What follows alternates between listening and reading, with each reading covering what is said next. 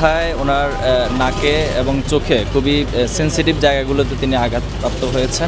জাতীয় পার্টি ও গণ অধিকার পরিষদের নেতাকর্মীদের মধ্যে সংঘর্ষে গুরুতর আহত গণ অধিকার পরিষদের সভাপতি নুরুল হক নূরকে হাসপাতালে দেখতে গিয়েছেন ইসলামী ছাত্র শিবিরের কেন্দ্রীয় সভাপতি জাহিদুল ইসলাম। ৩০ আগস্ট দুপুরে ঢাকা মেডিকেল কলেজ হাসপাতালে নূরকে দেখতে গিয়ে সাংবাদিকদের সঙ্গে কথা বলেন তিনি। জাহিদুল ইসলাম বলেন, নূরের মতো একজন নেতার উপর এভাবে হামলা বাংলাদেশের রাজনীতির জন্য অশনি সংকেত, ষড়যন্ত্রমূলক এবং অশনি সংকেত বলে আমরা মনে করছি।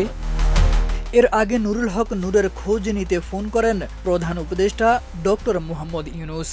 তিনি আশ্বাস দিয়েছেন, হামলার বিষয়টি তদন্ত করে দায়ীদের বিরুদ্ধে ব্যবস্থা নেওয়া হবে। শুক্রবার রাতে আইন উপদেষ্টা আসিফ নজরুল ও প্রধান উপদেষ্টার প্রেস সচিব শফিকুল আলম ঢাকা মেডিকেল কলেজ হাসপাতালে গিয়ে নূরকে দেখে আসেন।